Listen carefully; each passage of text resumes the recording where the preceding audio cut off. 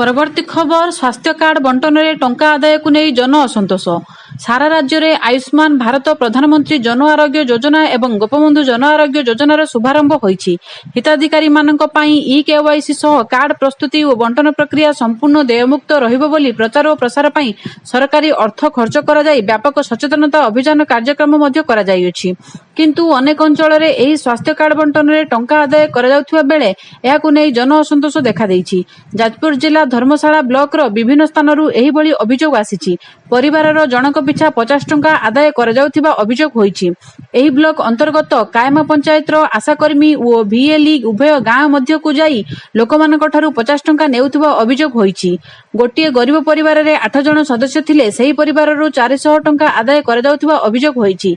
एहाकु जणे युवक विरोध करी एहा विषय रे हेल्पलाइन नंबर रे अभियोग करिबा परे उक्त युवकंकु स्वास्थ्य कार्ड न देई फेराई देबा घटना समस्तंकु चकित करिछि।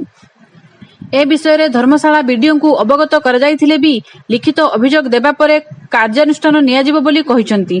फोन जोगे अभियोग परे भी किछि सरकारी अधिकारी मुख्यमंत्री कथा को सठिक ढंग रे कार्य करू नथिबा ग्रामवासी अभियोग करिसंती। तुरंत एही घटना उपरे प्रशासन दृष्टि देबा सह गरीब लोकंक टंका फेरस्त करिबा पई बुद्धिजीवी महल रे दाबी होईछि।